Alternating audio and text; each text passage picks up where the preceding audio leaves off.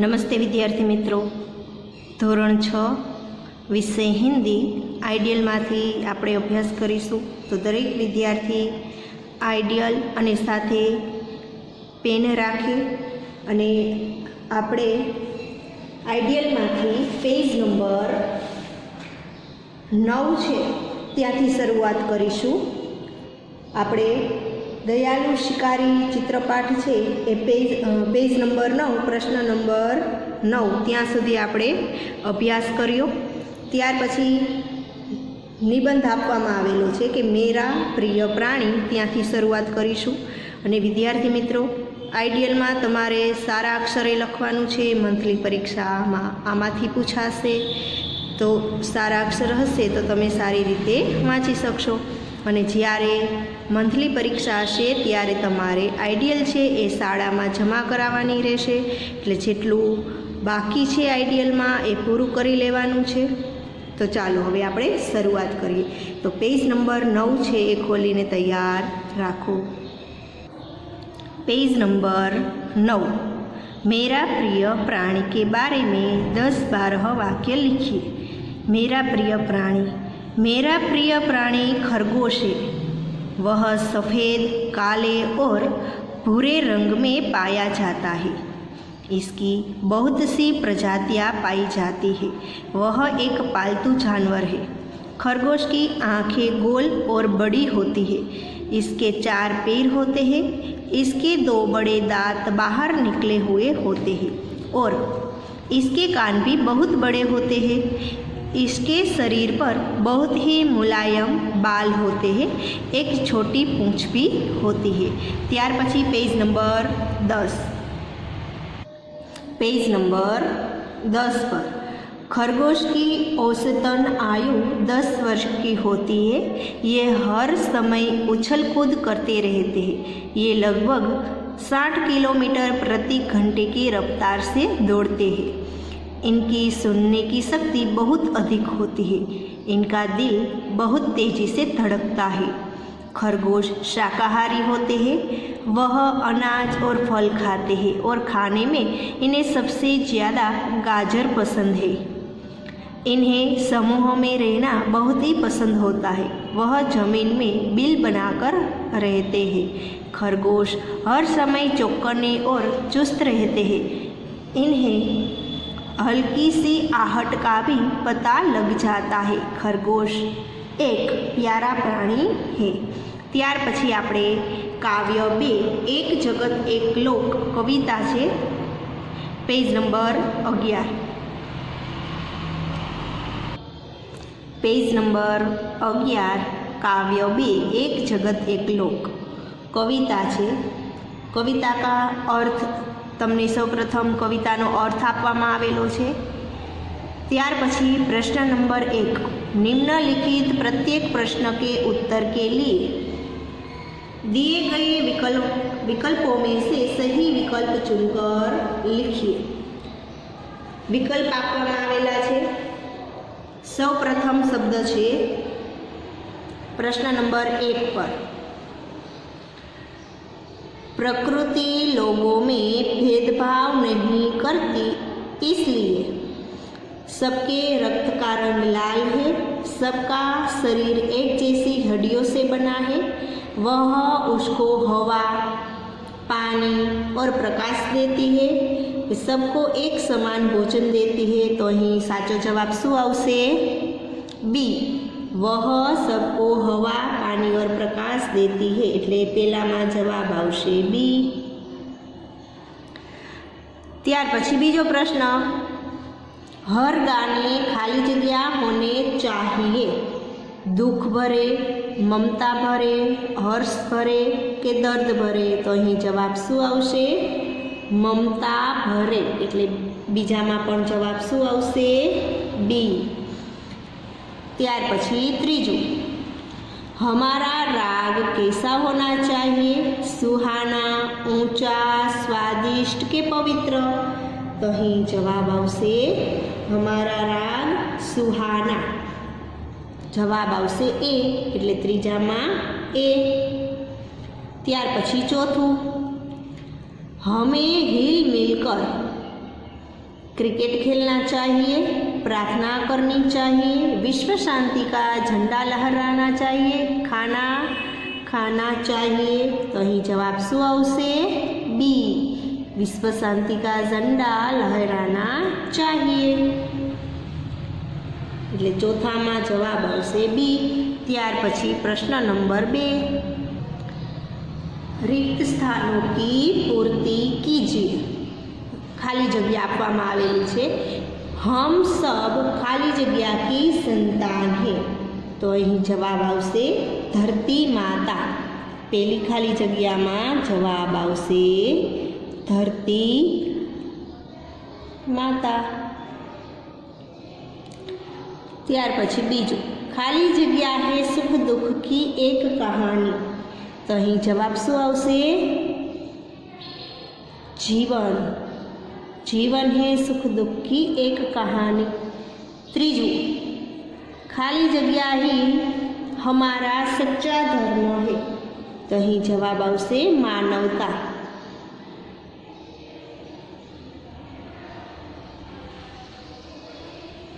एक देह एक रक्त एक खाली जगह एक प्राण। तो અહીં જવાબ આવશે अस्थि। चौथी खाली जगह में जवाब आवशे अस्थि। त्यार पछी विविध राष्ट्रों में खाली जगह लाना हमारा धर्म है। तो અહીં जवाब आवशे ऐक्य। त्यार पछी पेज नंबर 12, प्रश्न नंबर 3, सही वाक्य के सामने और गलत वाक्य के सामने का निशान कीजिए। अहीं खरा खोटानी निशानी करवानी छे। तो पहलू छे लहू का रंग पीला होता है। तो आ वाक्य केवुं छे? खोटुं। हमें जीवन भर मधुर गीत गाना चाहिए। आ वाक्य केवुं छे? साचुं। हमें विश्व शांति के झंडे लहराने चाहिए। आ पण वाक्य केवुं छे? साचुं। त्यार पछी प्रश्न नंबर 4, निम्नलिखित प्रश्नों के 1-2 वाक्यों में उत्तर लिखिए। पहलू छे एक जगत एक लोक काव्य में प्रकृति के कौन कौन से तत्व है।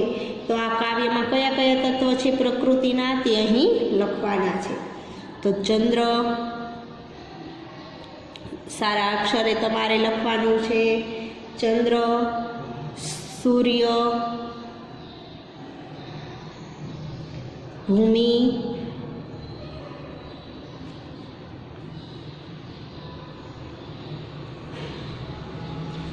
आकाश,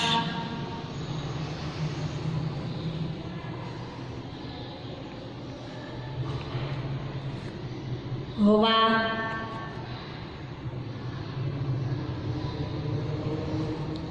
और पानी है। और पानी है।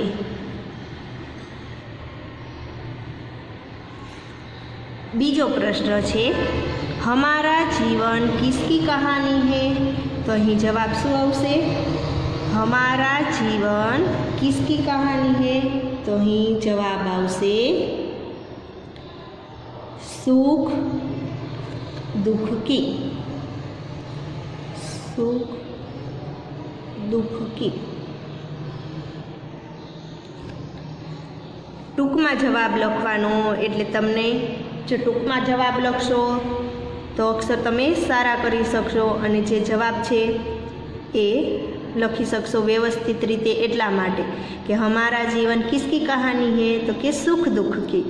त्यार पछी त्रीजो प्रश्न है हर घर में कौन से गीत गूंज रहे हैं। तो अहीं समग्र मानव जाति में अहीं लखवानुं छे समग्र मानव जाति में। समग्र मानव जाति में एक दूसरे के प्रति। समग्र मानव जाति में एक दूसरे के प्रति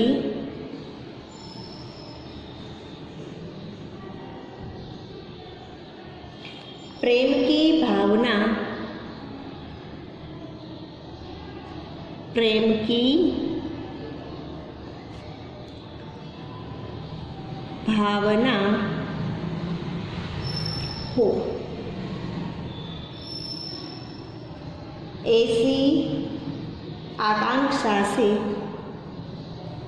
ऐसी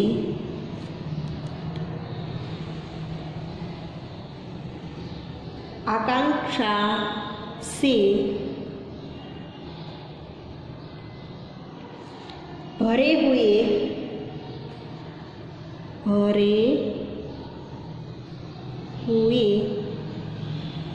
समता और ममता के, समता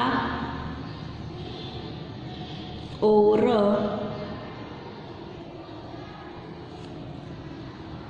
ममता के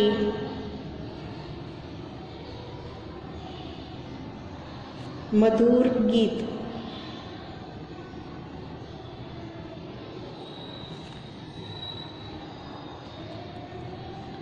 गूंज रहे हैं, गूंज रहे हैं। ત્યાર પછી પ્રશ્ન નંબર 5 આપવામાં આવેલો છે। निम्नलिखित प्रश्न के उत्तर लिखिए। पहलू है, एक जगत एक लोक ऐसा कवि ने क्यों कहा है? आ काव्य में कवि एक जगत एक लोक शा माटे कहेवामां आवेलुं छे? तो अहीं जवाब अहीं आपवामां आवेलो छे।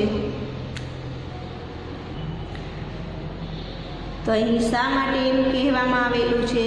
तेनो जवाब अहीं आपवामां आवेलो छे कि एक जगत एक लोक ऐसा कवि ने इसलिए कहा है कि यह सारा संसार एक मानव लोक है। समग्र संसार में एक ही चंद्र, समग्र संसार में एक ही चंद्र चांदनी फैलाता है। समग्र संसार को एक ही सूर्य प्रकाशित करता है। हम सभी एक ही धरती पर और एक ही आसमान के नीचे रहते हैं, अर्थात प्रकृति के तत्व हम सबके लिए एक है। तो आ काव्य में कवि के आखू जे मानव लोक छे, आखू जे विश्व छे एक ज छे। बधा आखा विश्व में एक ज चंद्र छे, चांदनी फैलावे छे। एक ज सूर्य छे, ई समग्र विश्व ने प्रकाशित करे छे। एक ज धरती अने एक ज आकाशनी नीचे आपणे सौ रहीए छीए, एटला माटे कविए कह्युं छे एक जगत एक लोक। त्यार पछी बीजो प्रश्न, एक रक्त का क्या अर्थ है? तो कि एक रक्त का अर्थ यह है कि मनुष्य चाहे किसी भी जाति, धर्म या देश का हो, सभी के रक्त का रंग लाल ही होता है। इसके यह सिद्ध होता है कि पूरी मानव जाति एक है। हमारे रंग रूप भले ही अलग है, पर भीतर से हम सब एक है। आ प्रश्न में कवि शू कहे छे कि मनुष्य कोईपण जातिनो होय, धर्मनो होय के देशनो होय, पण एना जे लोहीनो रंग छे ई केवो छे? लाल। एटला माटे अहीं साबित थई जाय छे कि आ पूरी जे मानव जाति छे, मनुष्य लोक छे, ई बधा एक ज छे। भले आपणो रंग रूप अलग अलग होय, अंदरथी आपणे बधा एक ज छीए। त्यार पछी त्रीजो प्रश्न है कि हमारा जीवन सुख दुख की एक कहानी ऐसा कवि ने क्यों कहा है? तो किसी का सारा जीवन न सुखी होता है न दुखी। सभी के जीवन में कभी सुख तो कभी दुख के दिन आते रहते हैं। इसलिए कवि ऐसा कहते हैं कि कोईना जीवन में मात्र सुख ज नहीं होतुं अने कोईना जीवन में मात्र दुख होतुं नहीं। जीवन में क्यारेक सुख होय छे तो क्यारेक दुख होय छे। एटला माटे अहीं कवि कहे छे कि हमारा जीवन सुख दुख की एक कहानी। त्यार पछी चौथो प्रश्न, हमारा कर्म और धर्म क्या होना चाहिए? तो जवाब आपेलो छे कि विश्व के सभी राष्ट्रों में एकता बनाए रखना ही हमारा कर्म है और सबकी प्रगति हो, सबको न्याय मिले और मानवता की रक्षा हो, यही हमारा धर्म होना चाहिए। कि આપણું કર્મ શું હોવું જોઈએ? તો કે દેશમાં, રાષ્ટ્રમાં એકતા બનાવી રાખવી અને કર્મ એ હોવું જોઈએ અને ધર્મ શું હોવો જોઈએ તો કે બધાની પ્રગતિ થાય, બધાની ઉન્નતિ થાય, બધાને ન્યાય મળે અને માનવતા અને ઇન્સાનિયતની રક્ષા થાય એ આપણો ધર્મ હોવો જોઈએ। ત્યાર પછી 5મો પ્રશ્ન આપવામાં આવેલો છે, प्रकृति के बारे में 8-10 वाक्य लिखिए। तो प्रकृति एक प्राकृतिक पर्यावरण है जो हमारे आसपास है, हमारा ध्यान रखती है और हर पल हमारा पालन पोषण करती है। ये हमें चारों तरफ एक सुरक्षात्मक कवच प्रदान करती है जो हमें नुकसान से बचाती है। हवा, पानी, जमीन, आग। पेज नंबर 13 पर है कि आकाश आदि प्रकृति के तत्व है जिनके बिना हम लोग इस काबिल नहीं है कि धरती पर रह सके। प्रकृति हमारे आसपास कई रूपों में है जैसे पेड़, जंगल, जमीन, हवा, नदी, वर्षा, तालाब, मौसम, वातावरण, पहाड़, रेगिस्तान आदि। कुदरत का हर स्वरूप बहुत शक्तिशाली है जो हमारा पालन पोषण करने के साथ ही नाश करने की क्षमता भी रखता है। ત્યાર પછી પ્રશ્ન નંબર 6 છે એ હવે આપણે આવતા વિડીયોમાં જોશું। તો અહીં આટલી સુધી રાખી પેજ નંબર 13 થી હવે આપણે આવતા વિડીયોમાં જોશું। અસ્તુ, જય હિન્દ, વંદે માતરમ।